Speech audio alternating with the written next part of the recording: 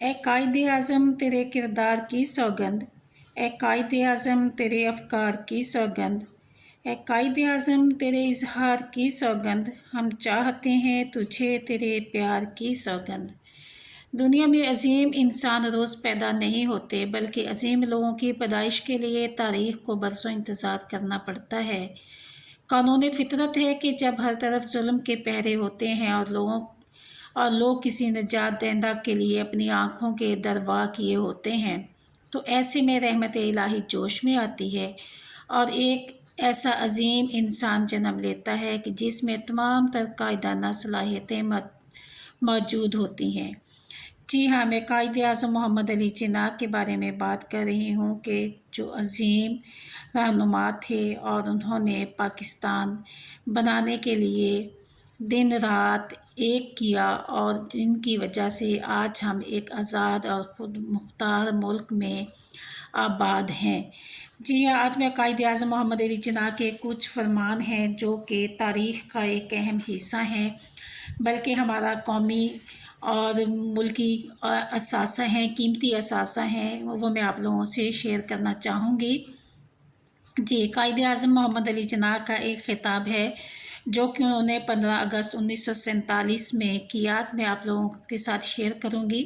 جی، اس خطاب میں کہتے ہیں، اللہ تعالیٰ نے ہمیں ایک نئی مملکت کے معمار کی حیثیت سے اپنی اہلیت کے اظہار کا ایک عظیم الشان موقع عطا فرمایا ہے۔ اب کیوں ایسا نہ کیا جائے کہ ہم اس کے، اور کہیں اب ایسا نہ کہا جائے کہ ہم اس کے اہل نہیں تھے۔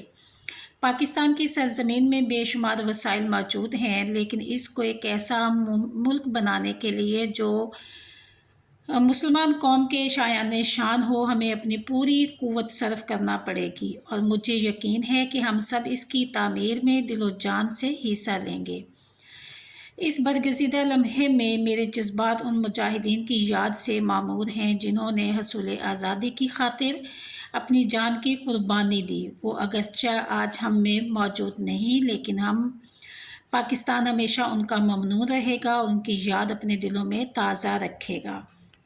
جی، یہ قائد اعظم محمد علی جناح کا ایک اہم خطاب تھا جو انہوں نے اپنی ایک تقریر میں کیا تھا، جو میں نے آپ لوگوں سے شیئر کیا، اور اس کے بعد انہوں نے اپنی 21 اپریل 1948 میں ایک خطاب میں انہوں نے کہا، میں چاہتا ہوں کہ آپ بنگالی، پنجابی، سندھی، بلوچی اور پٹھان کی حیثیت سے نہ سوچیں۔ اسلام نے ہمیں یہی سبق دیا ہے، اور آپ مجھ سے یقیناً اتفاق کریں گے کہ آپ خواہ کچھ بھی ہوں، آپ اول اور آخر مسلمان ہیں۔ جی، ان کا ایک اور خطاب ہے جو کہ بہت ہی اہم ہے، اور اس کی 2 لائنیں میں آپ لوگوں سے شیئر کرتی ہوں، جو کہ انہوں نے 21 اکتوبر 1948 میں کیا۔ کہتے ہیں، پاکستان ہمیشہ سے رہنے کے لیے بنا ہے، اور وہ اپنا عظیم کردار ادا کرتا رہے گا جو اس کا مقدر ہے۔ جی، اس کے بعد ہے 30 اکتوبر 1947 میں انہوں نے فرمایا، اپنا فرض بجا لاتے رہو اور خدا پر بھروسہ رکھو، دنیا کی کوئی طاقت پاکستان کو ختم نہیں کر سکتی، یہ ہمیشہ قائم رہنے کے لیے بنا ہے۔ جی ہاں، دیکھیں قائد اعظم محمد علی جناح کو کتنا یقین تھا کہ انہوں نے کہا کہ پاکستان ہمیشہ قائم رہنے کے لیے بنا ہے۔ جی، اس کے بعد انہوں نے 2 مارچ 1941 میں اپنے ایک فرمان میں کہا، مجھے پورا یقین ہے کہ ہمارے یہی حریف ایک دن یہی محسوس کریں گے کہ قیام پاکستان ہندوستان کے اس پیچیدہ مسئلے کا واحد اور بہترین حل ہے جس کی نظیر دنیا کی تاریخ میں نہیں ملتی۔ جی، اس کے بعد ان کا ایک خطاب ہے، یہ دیکھیں، جو انہوں نے 1939 میں کیا، اور میں وہ آپ لوگوں سے شیئر کرتی ہوں۔ برطانیہ ہندوستان پر حکومت کرنا چاہتا ہے، گاندھی جی مسلم ہندوستان پر حکومت کرنا چاہتے ہیں۔ مسلمان سیدھے سادے لوگ ہیں، وہ کہتے ہیں کہ ہم دونوں کو اپنے اوپر خواہ متحد طور پر یا انفرادی طور پر حکومت کرنے نہیں دیں گے۔ جی، اس کے بعد ہے 30 اگست 1946 میں فرماتے ہیں، ہم حق پر ہیں اور خدا ہمارے ساتھ ہے، ہندوستان کے کروڑوں مسلمانوں کو مٹایا نہیں جا سکتا، اگر ہم ایک پرچم تلے متحد و مستحکم ہو کر کھڑے ہو جائیں تو ہم پاکستان کی محبوب منزل مقصود حاصل کر لیں گے۔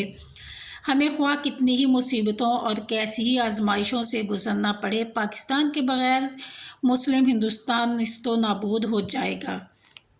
جی اس کے بعد انہوں نے 11 اگست 1947 میں فرمایا، میری رائے میں اس کے سوا کوئی حل نہیں ہے اور مجھے یقین ہے کہ مستقبل کی تاریخ کا فیصلہ اس کے حق میں ہوگا۔ مزید برآں جوں زمانہ گزرتا جائے گا، عملی تجربے سے ثابت ہوتا جائے گا کہ ہندوستان کے آئینی مسئلے کا حل صرف تقسیم تھا۔ متحدہ ہندوستان کا تخیل ہرگز قابل قبول نہ ہوتا اور میری رائے میں وہ ہمیں زبردست تباہی کی طرف لے جاتا۔ جی ہاں، اس کے بعد ان کا ایک آخری خطاب ہے جو میں آپ لوگوں سے شیئر کرنا چاہوں گی۔ کہتے ہیں جو انہوں نے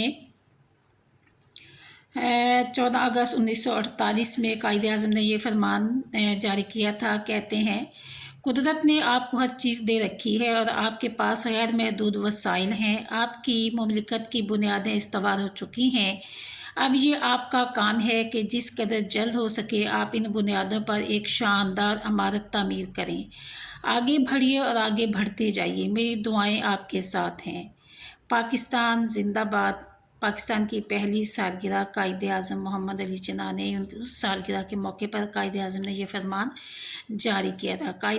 اللہ پاک سے دعا ہے کہ اللہ پاک قائد اعظم محمد علی جناح کو اپنی جوار رحمت میں جگہ دے، آمین۔